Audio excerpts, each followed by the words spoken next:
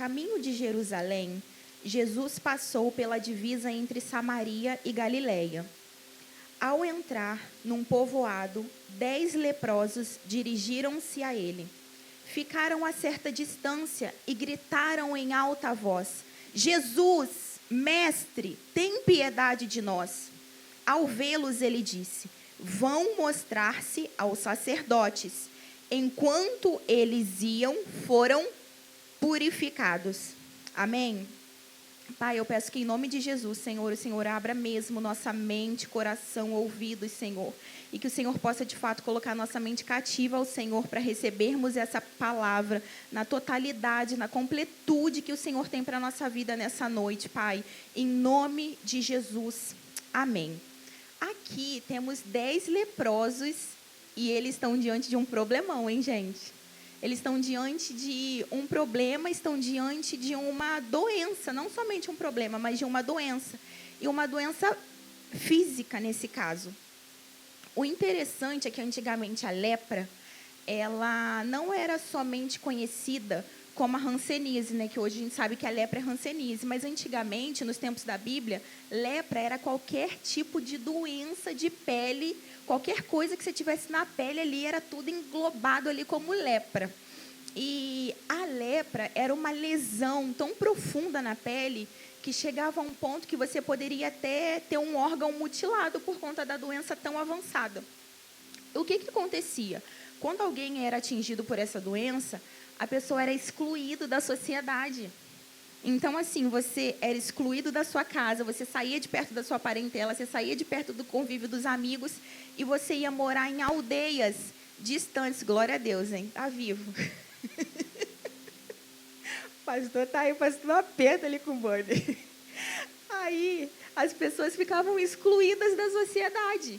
Elas iam morar em aldeias e isso independia da sua situação financeira. Ia morar todo mundo junto ali porque as pessoas eram impuras. Então, eles eram excluídos. E olha só como é que os costumes, né, de antigamente eram, eu nem digo interessantes, né, mas eram curiosos. Quando uma pessoa tinha lepra e ela ia para o convívio, ela precisava fazer alguma coisa e ela precisava passar perto das pessoas saudáveis, ela tinha a obrigação de chegar e falar assim: impuro, impuro, impuro está chegando no pedaço. Olha que coisa maluca, né? Olha só, pensa como é que não era uma situação que você realmente se sentia excluído, você sentia à margem da sociedade, porque você chegava no lugar, você já tinha que anunciar que você estava impuro, porque as pessoas não podiam estar ao seu redor. Então, esse era o contexto que essas 10 pessoas estavam vivendo. E olha que coisa, sim, impactante. Eles viram Jesus passar, Jesus estava passando na região ali de Samaria, da Galileia, e era a última vez que Jesus estava passando ali, porque ele estava indo para Jerusalém e logo depois ele ia ser crucificado. E quando Jesus passou ali, esses 10 leprosos, eles viram Jesus de longe e eles viram aquela oportunidade e falaram: meu Deus, é a última chance que eu tenho. E quantas vezes a gente fica vivendo a nossa vida com a falsa sensação de que a gente tem o amanhã? Vocês já pararam para pensar nisso? A gente, às vezes, tem essa sensação de que a gente tem o amanhã, de que o amanhã nos pertence. Então, esse foi o primeiro entendimento que, assim, me saltou aos olhos quando eu comecei a ler essa passagem, sabe? Que a gente entende que, assim, amanhã eu faço, deixa para eu fazer amanhã, eu posso resolver amanhã, né? A gente fica com esse sentimento de ter um amanhã sobre o nosso controle, sobre as nossas mãos, e não é verdade. E eles entenderam ali, de fato, naquela hora, que era a última oportunidade que eles tinham de falar com o mestre. E assim eles fizeram. Lá no versículo 12 e 13 diz: e levantando a voz, disseram: Jesus, mestre, tem misericórdia de nós. Foi o que eles falaram. Eles sabiam da condição que eles estavam. Eles sabiam que eles estavam vivendo à margem da sociedade. Eles sabiam que eles estavam excluídos, que eles estavam sem esperança nenhuma. Mas o que fica um entendimento claro aqui, que eles estavam buscando a Deus, eles não estavam buscando recursos humanos, né? Eles foram procurar, de fato, quem era o dono da cura. E isso é muito lindo, porque quando a gente está diante de um problema, eu fico imaginando, na hora que eu li, eu fiquei tentando me imaginar na cena. Você está numa aldeia, todo mundo doente. Você pensa assim, o cheiro ruim que não era. Assim, gente, a lepra apodrece a pele. Então, assim, pessoas ali morrendo, sabe? Aquela situação, aquele peso espiritual. E aqueles 10, eles não decidiram olhar para o que estava ao redor deles, sabe? E o mais interessante é que eles não decidiram olhar para o outro. Eles estavam num grupo de 10, eles poderiam muito bem estar olhando e falando assim, nossa, meu Deus, olha a sua lepra, a sua está pior do que a minha, olha.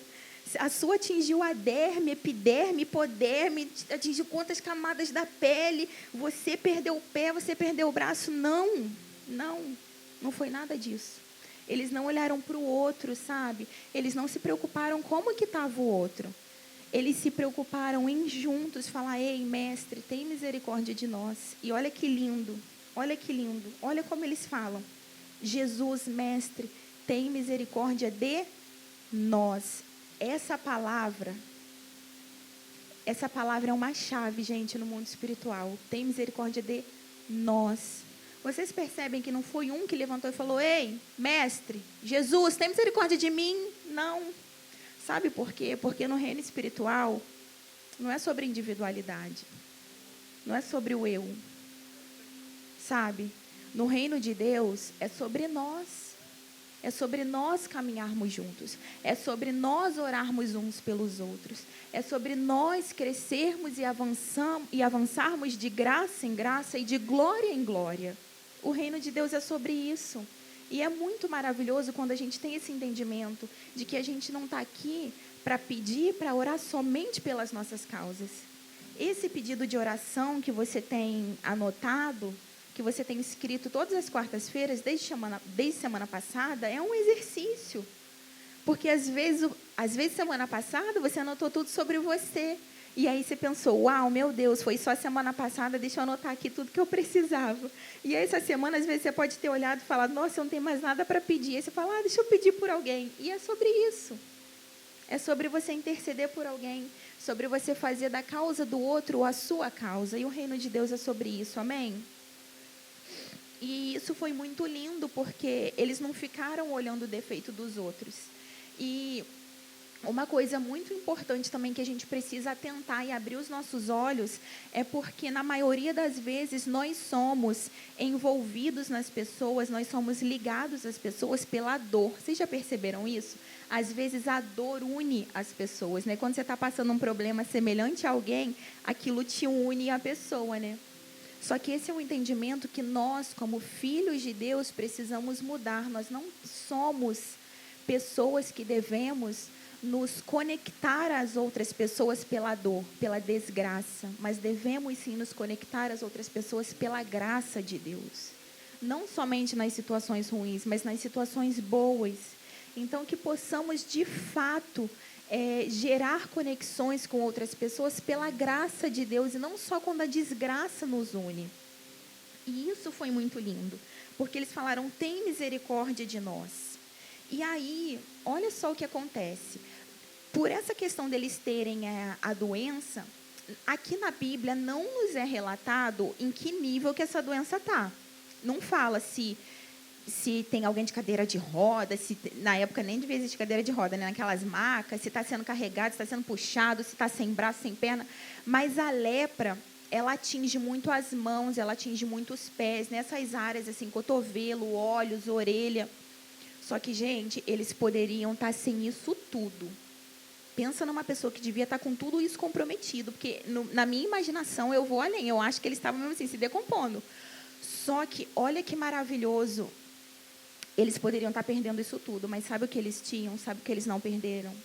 A voz profética, a voz que clama. Isso ninguém tirou deles. Eles poderiam estar sem enxergar, eles poderiam estar sem ouvir, eles poderiam estar sem mãos, sem pés, sem nada, mas tudo que eles tinham era a voz. E eles usaram tudo que eles tinham, o pouco que eles tinham, para conseguir o que eles não tinham, que era a cura. Eles usaram a voz profética. Eu não sei como é que você chegou aqui nessa noite. Eu não sei qual que é o seu nível de problema, se você tem um problema, ou se você tem um problemão, se você tem um problemaço. Mas esses homens tinham um problemaço pela frente e eles usaram a voz profética, que era a única coisa que eles tinham para ir em busca da solução, para ir em busca da cura deles. E assim eles fizeram. E o que eu acho mais interessante é que eles não esperaram estar perto, estar próximo do mestre, porque isso também às vezes nos bloqueia, né? Um bloqueio da nossa mente, que você fala, meu Deus, eu estou tão distante de Deus, eu estou tão longe, eu estou tão sem intimidade, eu estou há tanto tempo sem falar com Deus, que quando eu falar, será que o mestre vai me ouvir? Será que o Senhor vai reconhecer a minha voz? Mas não deixe isso atingir seu coração nessa noite. Não importa a distância, se está de perto ou está de longe, peça. Use sua voz profética. Use sua voz que clama ao Senhor para você conseguir resolver os problemas da sua vida. Porque só Ele tem a solução que a gente precisa. Amém? E um ponto 3 aqui que eu anotei, né? Sobre obedecer mesmo sem ver o resultado imediato. Lá no versículo 14 diz, vão e mostrem-se aos sacerdotes. E aconteceu que, indo eles, foram purificados. Gente, isso aqui é muito maravilhoso. É muito. Isso aqui é uma atitude de obediência e fé. A mesma atitude do sermão de domingo. Eu não sei se vocês estão percebendo a conexão entre as palavras obediência e fé. Eles tiveram uma atitude de obediência. Sabe por quê, gente? A obediência, ela precede o milagre. Cara, olha o que Jesus falou para eles. Enquanto vocês vão e mostrem-se aos sacerdotes. Enquanto vocês vão indo, vocês vão sendo curados. Olha que loucura. Você teria coragem de fazer isso? Porque pensa, eu falei aqui no início que quando eles iam andando em direção à sociedade, eles teriam que ir andando e falando que, ei, impuro, chegando aqui. Esse era a cultura da época. Agora, pensa essas pessoas indo andando, se mostrando ao sacerdote, só que elas não estavam sendo curadas, porque a cura não foi imediata, não foi, vão andando e vocês já estão curados. Não, não foi assim. Enquanto vocês andam, vocês vão sendo curados. Só que eles iam andando e nada acontecia. Eles iam andando e nada acontecia. Será que a gente é assim com Deus? Será que quando Deus dá uma ordem, a gente consegue obedecer e a nossa obediência precede o nosso milagre? Será que a gente é assim? Você já parou para pensar? Se a nossa fé é movida pela confiança ou se a nossa fé é movida pela nossa visão? Deus está abrindo os nossos olhos hoje, abrindo a nossa visão espiritual, para que a gente, de fato, tome atitudes de fé no Senhor. Para que a fé preceda o nosso milagre. Ei, deixa eu te falar uma coisa. Às vezes o Senhor vai pedir para você ter e tomar atitudes que são ilógicas perante a humanidade. Atitudes que não fazem sentido nenhum, que as pessoas vão olhar e falar, meu Deus, você é maluco, você é doido, o que você está fazendo? Mas assim é com Deus. Se Deus mandou você fazer, se Ele tem uma palavra, se Ele tem uma promessa, se Ele está te direcionando, obedeça. Obedeça para que você viva o seu milagre. E assim eles fizeram. Sabe, eles não estavam curados, não existia o menor sinal de cura, mas eles obedeceram à direção de Deus. Eles não estavam vendo a cura, mas estavam obedecendo àquele que era o Deus da cura. Diferente de Naamã, não sei se vocês lembram de Naamã, quando recebeu a palavra do profeta Eliseu, que o Eliseu mandou ele dar 7 mergulhos no Rio Jordão para ele ser curado. Naamã questionou, depois que ele viu que o milagre aconteceu. Mas foi o quê? Foi um processo. Foi um processo, passou um processão lá até ele ser curado. Só que esses homens decidiram fazer diferente. E na vida com Deus é assim, tudo é sobre a nossa decisão, sobre o que a gente decide fazer, sobre as atitudes de fé que a gente toma em Deus. E precisamos sim obedecer. Precisamos obedecer. Vocês estão aí? Amém? Amém.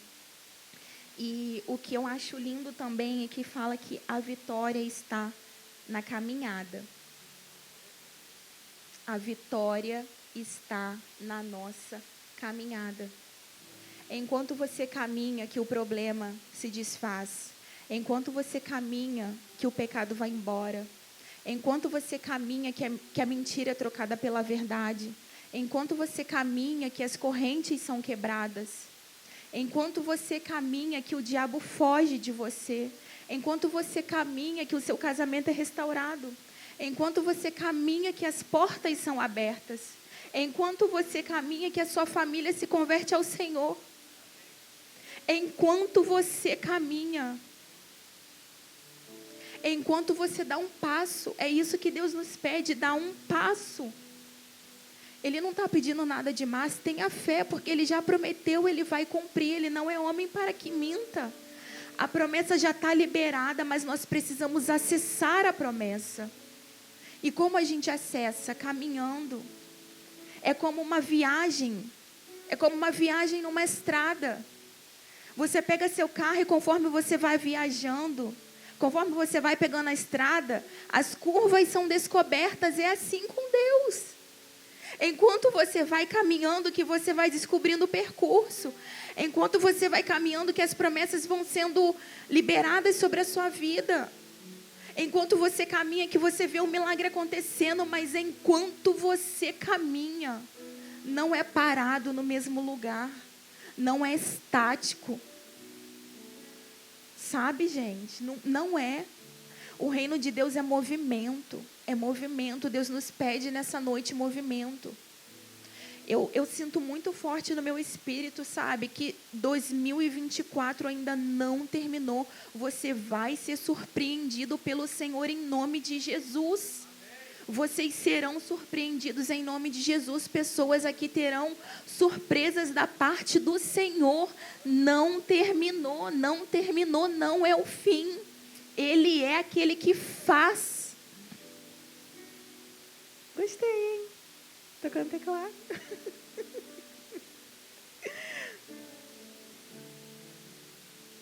E o que eu achei mais lindo é que vocês percebem que foi uma cura progressiva. Sabe, não foi ali imediato. Deus poderia ter feito? Poderia. Ele escolhe como Ele vai fazer. Ele poderia escolher, falar, vocês estão curados. Mas não. Ele falou, enquanto você caminha. Sabe por quê? Porque antigamente as pessoas precisavam ir ao sacerdote, para o sacerdote validar a cura do leproso e reintegrar ele na sociedade. Essa era a questão. A pessoa precisava ser reintegrada na sociedade pela validação do sacerdote. Olha como é que Deus é tão lindo. Deus, Ele vai validar você na sociedade. Ele vai autorizar você na sociedade. Ele vai autorizar você, Ele vai autorizar sua família, Ele vai autorizar seus filhos perante a sociedade. Essa situação que você está vivendo hoje não é o fim. Não é. Só que o mais lindo de tudo é que não parou por aí. Não era só a validação da sociedade. Era a validação do céu. Porque o mais lindo de tudo, sabe o que foi? Os 10 foram curados. Os 10 foram andando, caminhando, foram curados ali enquanto caminhavam. Só que o mais lindo de tudo é que um voltou. Um voltou. E olha o que diz aqui. Eu estou completando aqui, que esse eu nem coloquei lá no telão, mas eu senti em Deus de compartilhar com vocês. Prostrou-se aos pés de Jesus e lhe agradeceu. E ele era samaritano. Judeus e samaritanos viviam na mesma aldeia, rivais, pessoas que não se davam, unidos pela desgraça. E o que voltou era samaritano. Jesus perguntou, não foram purificados todos os 10? Onde estão os outros 9? Ele já sabia, o mestre já sabia. Não se achou nenhum que voltasse e desse louvor a Deus, a não ser esse estrangeiro? Então ele lhe disse, levante-se e vá, a sua fé o salvou. Ei, deixa eu te dizer uma coisa. Ele não vai fazer só por fazer. Ele não vai validar você, sua família, seus filhos, sua situação, sua vida financeira, sua vida emocional e espiritual, somente mediante a sociedade. Ele está validando você no céu. É uma validação do céu que o Senhor está liberando para a sua vida hoje. Não é uma validação terrena, não. Não é apenas isso. O Senhor quer sim fazer você prosperar. O Senhor quer sim te entregar o melhor dessa terra, mas a maior validação que você pode ter é a validação do céu, e é isso que Ele quer te entregar hoje. A validação do céu. E sabe o que eu entendo com essa palavra? Gratidão. Tudo converge para isso. Tudo termina em gratidão. Como é que Jesus é maravilhoso. Somente um voltou para agradecer. Somente um. Que sejamos esses, que não sejamos apenas filhos pedintes, que chegamos aqui todas as quartas-feiras, todos os dias, pedindo, e quando a gente recebe, a gente vira as costas, como se aqui fosse um drive-thru de promessas liberadas, e a gente recebe, vai, passa com o carro, vai, pega embora e nunca mais aparece. Não é isso que Ele quer para mim e para a sua vida. Ele quer te validar como filho. Ele quer validar você. Eu queria que você se levantasse, se colocasse de pé nessa noite.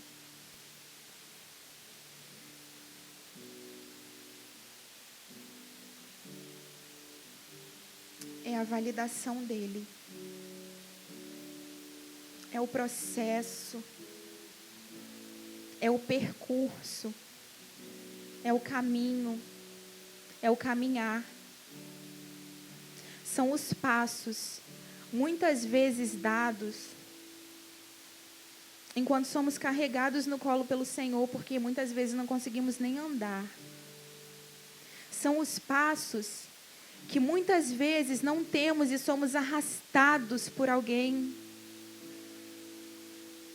São os passos que temos que dar dia após dia.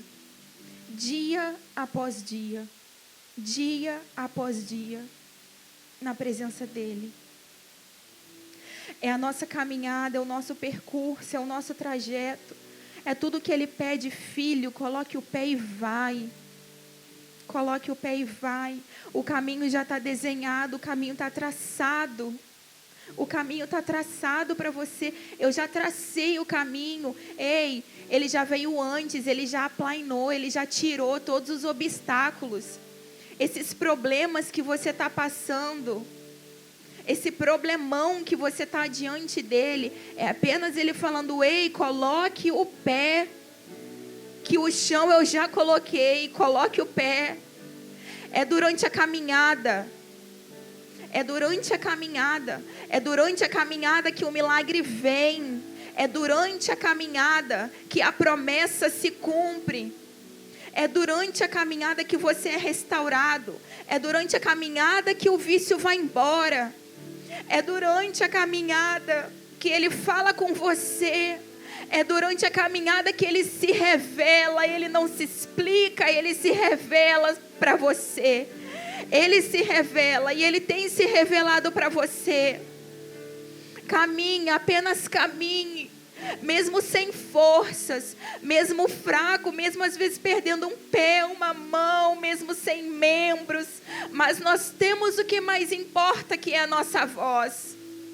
O Senhor do alto e sublime trono reconhece a nossa voz profética, a nossa voz que clama, a nossa voz de filho. Quando você para e ora, Ele para tudo e fala, ei, eu conheço essa voz. Ei, eu conheço essa voz, é a voz do meu filho que me chama. Ele conhece a nossa voz, Ele conhece. Levante sua voz nessa noite. Levante sua voz profética nessa noite.